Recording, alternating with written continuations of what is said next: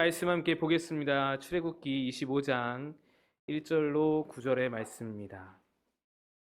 출애굽기 25장 1절에서 9절까지의 말씀, 구약성경 119페이지에 있습니다.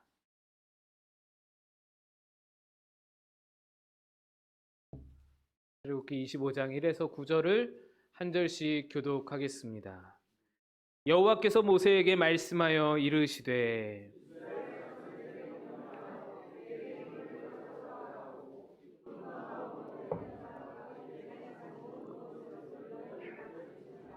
너희가 그들에게서 받을 예물은 이러하니 금과 은과 놋과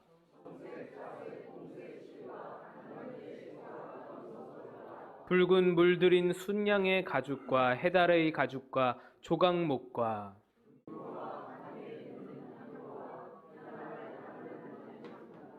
호마노며 에봇과 흉패에 몰릴 보석이니라.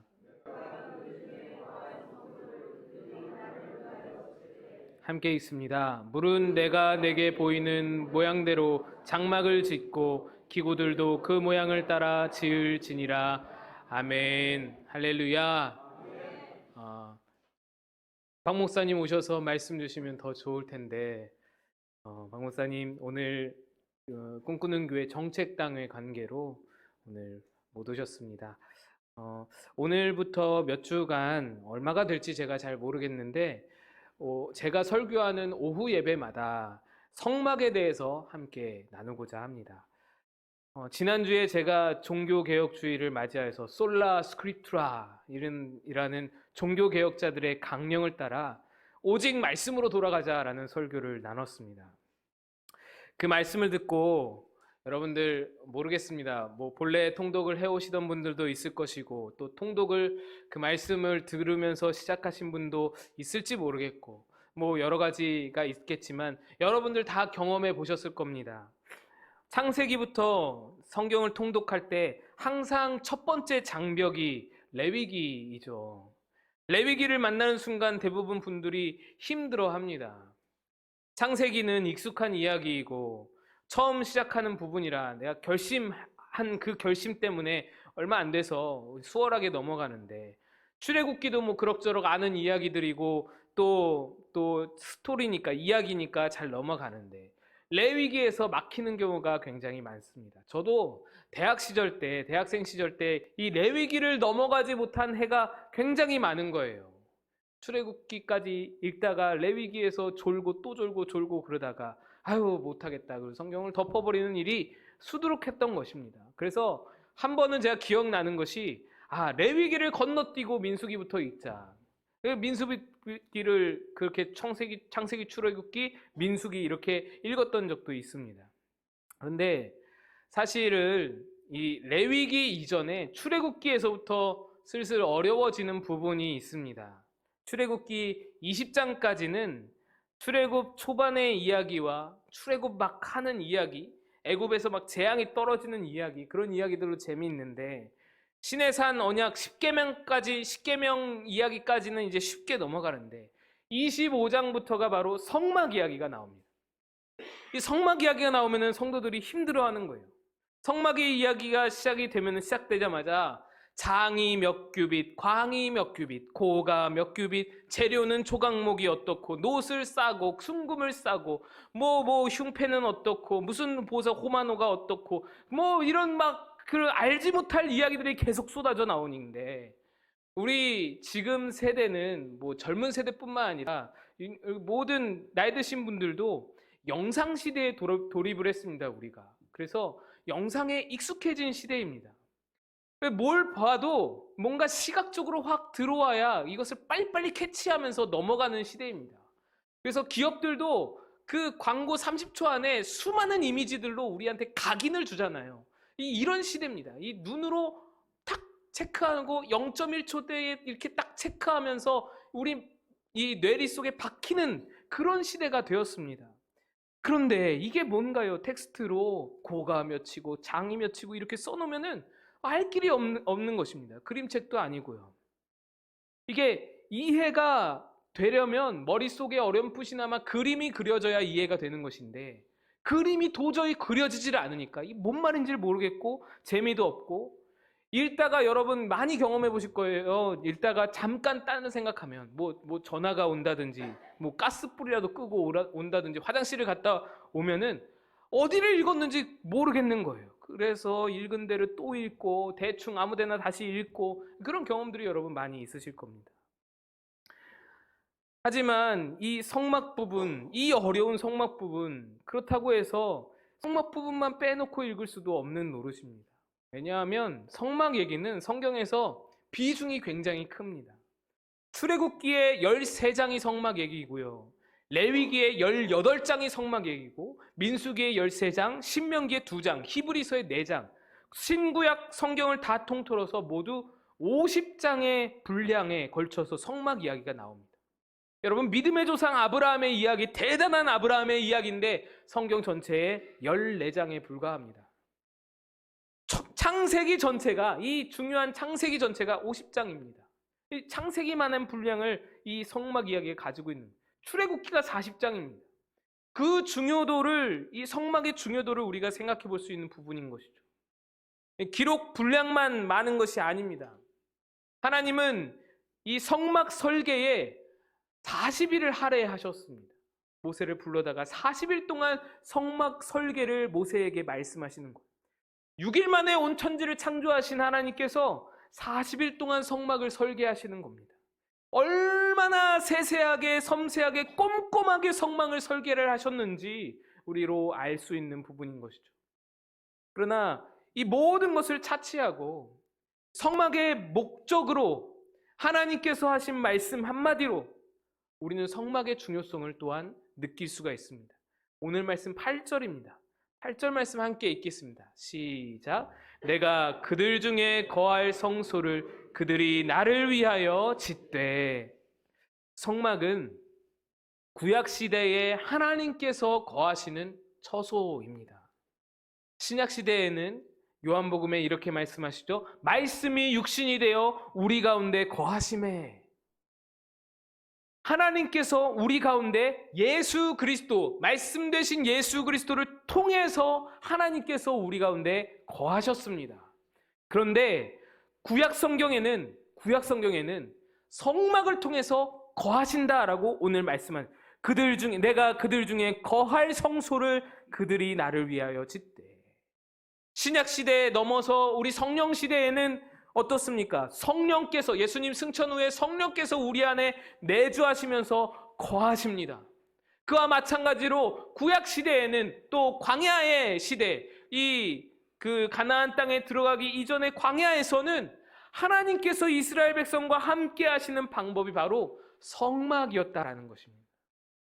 중요한 것이죠.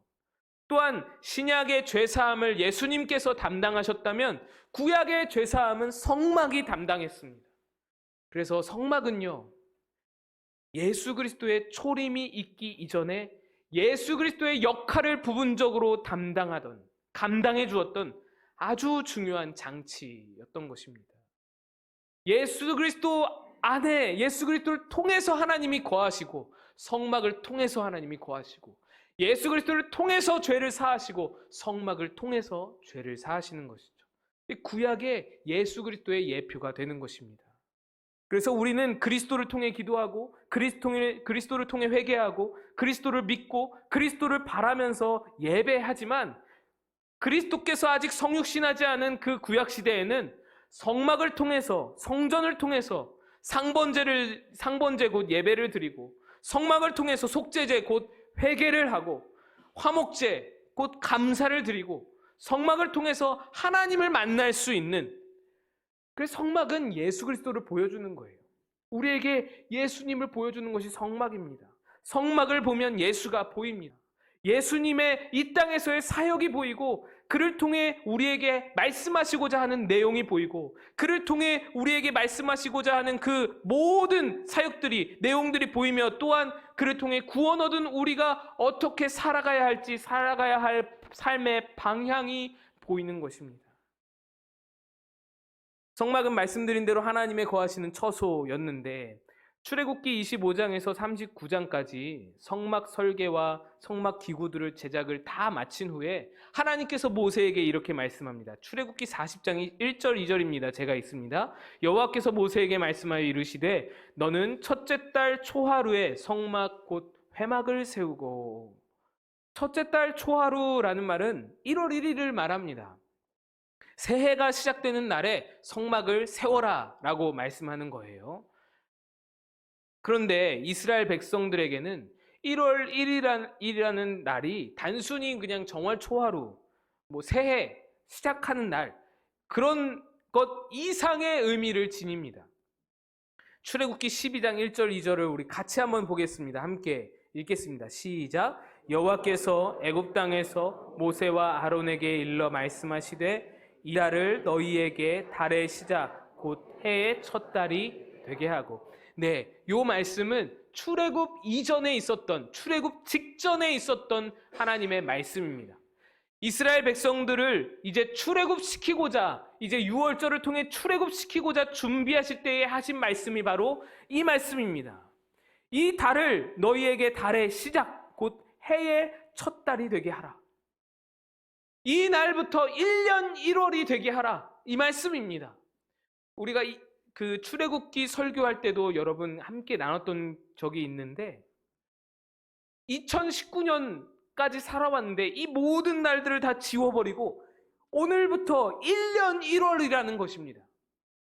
6월절 하나님과 함께 출애굽하는 그 날을 1년 1월로 정하는 겁니다. 달력이 바뀌는 겁니다.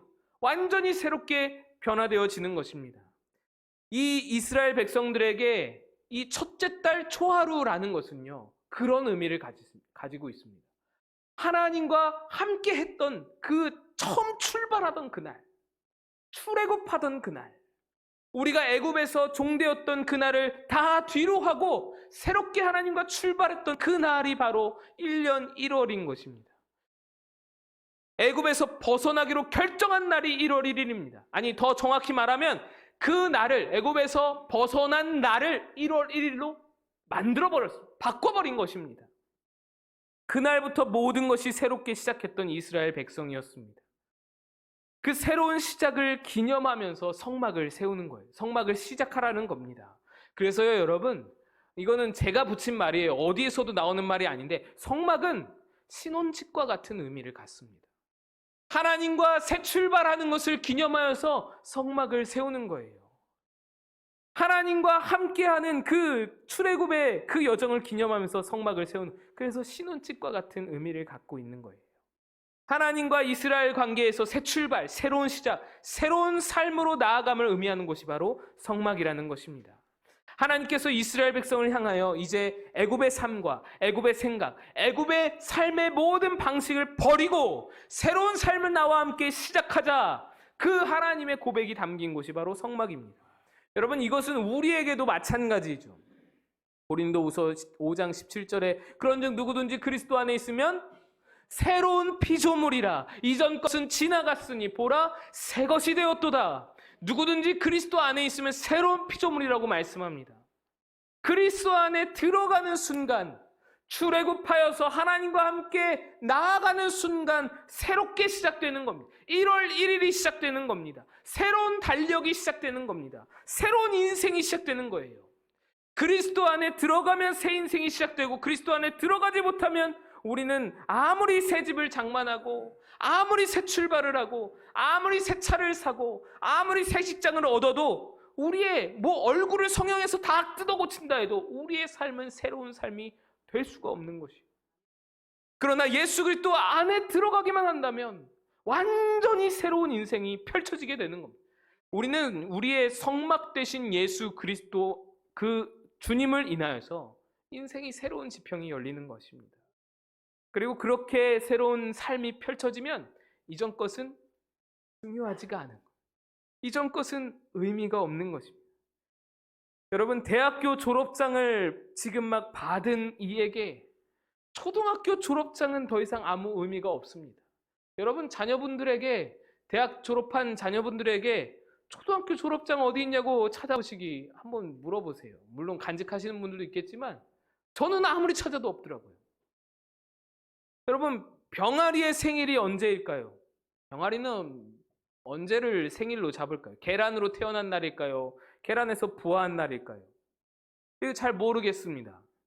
그런데 여러분, 한 가지 우리가 중요한 것은 이미 계란을 까고 계란에서 부화한 병아리에게 계란으로 태어난 날은 별로 중요하지가 않습니다. 병아리로 태어나는 순간 병아리는 그때부터가 1월 1일이 되는 거예요. 계란으로 얼마 동안 있었는지, 몇 년을 계란으로 있었는지, 그건 중요하지가 않은 거예요. 이제부터 새로운 인생이 아니죠. 개생이라 그러든 닭생이에요. 아무튼 새로운 그 병아리의 생애가 시작되는 거예요. 여러분, 계란끼리 모여있을 때는 계란의 크기가 어떻고 계란의 색깔이 어떻고 계란의 모양이 어떻고 너는 동그라니 너는 어떠니 가기 전니 너는 움푹 들어갔니 너는 못생겼니 계란을 모양을 가지고 막 서로 비교하겠죠. 그런데 계란을 깨고 부화하며 병아리로 나오는 순간 모든 것이 의미가 없는 것입니다. 이제부터는 뭐예요? 얼마나 충실하게 닭으로 아름답게 건강하게 자라나느냐가 가장 포인트인 것이죠. 의미가 없는, 계란의 삶은 의미가 없어지는 겁니다. 우리는 성막 대신 예수 그리스도를 통해서 새 출발을 하는 것이죠. 그리고 이전 것은 지나갔으니 보라 새 것이 되었도다의 말씀이 그 말씀인 거예요. 우리는 예수 그리스도를 만난 날이 그 날이 1년 1월 1일인 거예요. 예수님과 함께하기 시작한 날이, 예수님을 믿기 시작한 날이 우리에게 1년 1월 1일이 우리에게 새로운 달력이 펼쳐지는 겁니다. 우리에게 새로운 인생을 주시는 그날이라는 것이죠. 이스라엘 백성도 이 성막을 통해서 이 출애굽을 기억하고 새 출발을 바라보게 되는 것입니다. 또 성막이 얼마나 중요했는지를 알 수 있는 대목이 하나님께서 하나하나 성막을 위해 준비하셨다는 것을 볼 때에 성막이 참으로 중요하다는 것을 알 수 있습니다. 오늘 본문에 의하면 하나님께서 이스라엘 백성들에게 성막을 짓는데 필요한 각종 재료들을 요구하십니다. 무슨 보석, 여러분, 하나님이 요구하시는 게 조각목까지도 요구하세요. 나무 토막까지도 요구하세요. 그런데 이 하나님의 요청, 하나님의 이 재료들에 대한 요구에 대한 백성들의 응답이 출애굽기 35장 20절부터 나옵니다. 제가 여러분 빠르게 좀 읽어볼 테니까 여러분 눈으로 따라 읽어보시기 바랍니다. 이스라엘 자손의 온 회중이 모세 앞에 물러갔더니 마음이 감동된 모든 자와 자원하는 모든 자가 와서 회막을 짓기 위하여 그 속에서 쓸 모든 것을 위하여 거룩한 옷을 위하여 예물을 가져다가 여호와께 드렸으니 곧 마음에 원하는 남녀가 와서 팔찌와 귀고리와 가락지와 목걸이와 여러 가지 금품을 가져다가 사람마다 여호와께 금예물을 드렸으며 무릇 청색, 자색, 홍색 실과 가는 배실과 염소 털과 붉은 물들인 순양의 가죽과 해달의 가죽이 있는 자도 가져왔으며 은과 놋과 예물을 삼는 모든 자가 가져다가 여호와께 드렸으며 섬기는 일에 소용되는 조각목이 있는 모든 자는 가져왔으며 마음이 슬기로운 모든 여인은 손수 실을 빼고 급뺀 청색, 자색, 홍색 실과 가는 배실을 가져왔으며 마음의 감동을 받아 슬기로운 모든 여인은 염소털로 실을 뽑았으며 모든 족장은 호마노아 및 에봇과 흉패에 물릴 보석을 가져왔으며 등불과 관유와 분향할 향에 소용되는 기름과 향품을 가져왔으니 마음에 자원하는 남녀는 누구나 여호와께서 모세의 손을 빌어 명령하신 모든 것을 만들기 위하여 물품을 드렸으니 이것이 이스라엘 자손이 여호와께 자원하여 드린 예물이니라. 금이나 은같이 아주 값비싼 폐물에서부터 심지어는 염소털, 조각목, 이런 나무 조각까지도 모든 종류의 물건이 총동원되었습니다. 그리고 이 모든 것은 다 자발적으로 드려졌다. 다 마음에 자원하여 드려졌다는 거예요. 출애굽기 36장 4절에서 7절을 제가 읽어보겠습니다. 성소의 모든 일을 하는 지혜로운 자들이, 건축하는 자들이 각기 하는 일을 중지하고 와서 모세에게 말하여 이르되 백성이 너무 많이 가져옴으로 여호와께서 명령하신 일에 쓰기에 남음이 있나이다. 모세가 명령을 내리매 그들이 진중에 공포하여 이르되 남녀를 막론하고 성소에 드릴 예물을 다시 만들지 말라 하매 백성이 가져오기를 그치니 있는 재료가 모든 일을 하기에 넉넉하여 남음이 있었더라. 백성들이 성막을 만들기 위해서 막 자발적으로 재료들을 막 헌물을 하는데 이 너무 많이 가져오는 바람에 이 만드는 사람들이 이 방해가 되는 거예요. 작업에 방해가 되는 거예요. 이거 계속 성막을 두들겨 만들어야 되는데 하도 재료들을 가져오는 통에 이 재료들 쌓아둘 곳도 없고 이 재료들 이거 접수하는 게 보통 일이 아니라서 그만 좀 가져오라고 이렇게 광고를 하는 겁니다. 교회에서 헌금 많이 낸다고 헌금 좀 그만 내라고 광고하는 격인 것입니다. 그런데 여러분, 이 수많은 재료들 다 어디서 났나요? 이스라엘 백성들은요 400년 동안 그 애굽에서 노예로 살았고요. 그리고 나서 지금 자유를 막 얻어서 출애굽한 지 1년이 지난 1년도 안 된 그런 시점이었습니다. 그들이 출애굽하자마자 뭐 문명이 발전한 땅에 정착해가지고 한동안 거주했던 것도 아니고요. 광야를 떠돌다가 뭐 그렇게 지금 시내산에 멈춰가지고 성막을 만드는 중이었어요. 그동안 뭐 산적처럼 막 여기저기 다른 나라들 침략하고 노력해가지고 전리품을 막 취한 것도 아니었습니다. 어디서 이런 금은 폐물들과 그런 어떤 귀한 보물들이 어디서 이런 재료들이 어디서 있을 수 있겠습니까? 이에 대한 대답이 출애굽 직전의 말씀에서 찾아볼 수 있습니다. 우리 출애굽기 12장 35절 36절 제가 읽습니다. 이스라엘 자손이 모세의 말대로 하여 애굽 사람에게 은금 폐물과 의복을 구하매 여호와께서 애굽 사람들에게 이스라엘 백성에게 은혜를 입게 하사 그들이 구하는 대로 주게 하심으로 그들이 애굽 사람의 물품을 취하였더라. 출애굽하는 동안에 애굽 사람들이 벌벌벌벌 떨면서 애굽의 모든 장자들을 죽이신 그때에 이 출애굽하면서 애굽 사람들이 이 이스라엘 백성들을 두려워하면서 내 있는 거 다 가져가라. 이것도 가져가라. 여러분, 이게 얼마나 놀라운 일인가요? 하나님께서 출애굽 직전에 이미 금은과 은과 폐물을 다 챙길 수 있도록 조치를 다 취해 놓으신 거예요. 바로 이것이 성막 재료로 쓰일 모든 것을 하나님께서 애굽 사람들을 통해 미리 준비하셨음을 말해줍니다. 하나님께서 신혼집 자금을 다 준비해 놓으신 거예요. 이스라엘 백성에게 청혼하시면서 새 출발을 약속하시면서 그들을 출애굽하게 하시면서 내가 신혼집 자금 다 마련했다. 이 말씀하시는 거예요. 그런데 여러분, 이스라엘 백성들 입장에서는 이 은금 폐물이 어땠을까요? 처음에는 기분 좋죠. 여러분, 매일 노예로 살아가면서 노역을 하고 있는데 애굽 여자들은 보석 치장하고 다니고 귀걸이 예쁘게 막 이렇게 치렁치렁하게 다니고 목걸이 막 이만하게 하고 다니고 이 노역을 하는 이 여인들이 바라보면서 얼마나 부러웠겠어요. 저거 한번 차봤으면 저거 한번 달아봤으면 얼마나 부러웠겠어요. 근데 노예가 해방되는 순간 그 주인들이 아이고 무서워하면서 이걸 다 갖다 주는 거예요. 목에 걸어주고 귀에 걸어주는 거예요. 이거 너 줄 테니까 너가 해라라는 거예요. 공짜로 이거를 나에게 주어졌으니 얼마나 좋아요.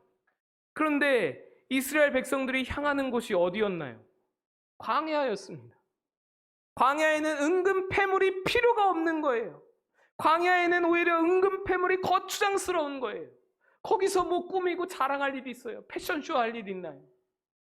그래서 그랬는지 모르겠지만 모세가 시내산에 오른 사이에 이스라엘 백성들은 금 모으기 운동을 합니다. 우리나라보다 먼저 원조로 금 모으기 운동하는 나라가 바로 이스라엘. 금 모아서 뭐 했나요? 금송아지 세우는 거예요. 금송아지를 만드는 거예요. 하나님이 준비해 두신 신혼집 자금으로 이스라엘 백성은 우상에게 한눈 파는 데 사용한 거예요. 금송아지 사건으로 하나님 마음이 상하심이 얼마나 심했을지 우리가 알 수 있는 대목이죠. 내가 신혼집 자금 다 마련해 놨는데 그걸 거기다 쓰면 어떡하니? 오늘 아침에 나눴던 호세아의 말씀 중에 이런 말씀이 있습니다. 호세아 2장 8절 말씀인데 곡식과 새 포도주와 기름은 내가 그에게 준 것이요 그들이 바알을 위하여 쓴 은과 금도 내가 그에게 더하여 준 것이거늘 그가 알지 못하도다.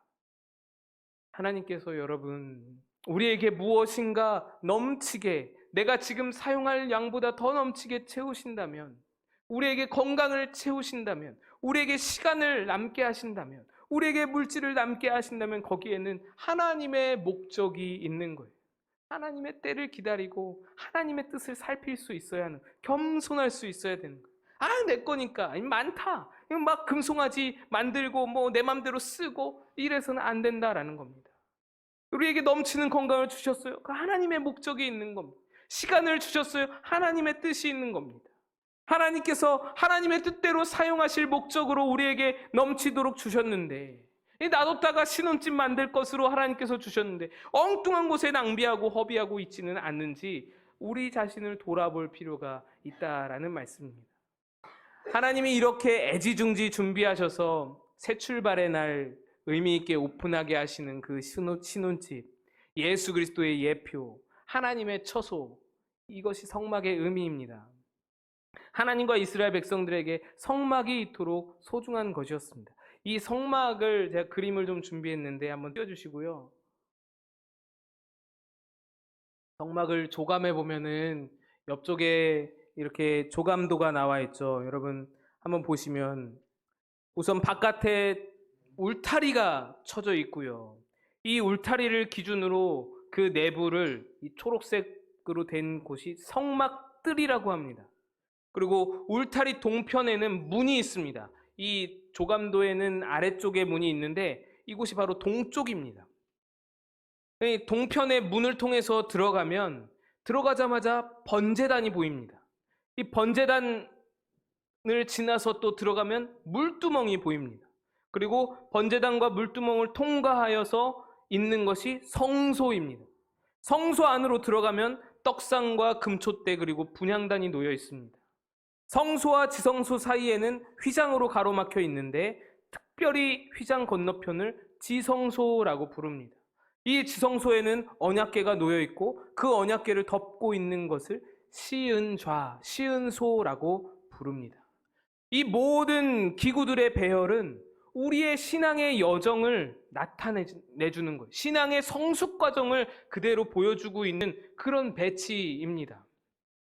일단 문으로 들어가서 성막들을 밟는 것은 교회를 출석하는 것과 비슷한 의미입니다.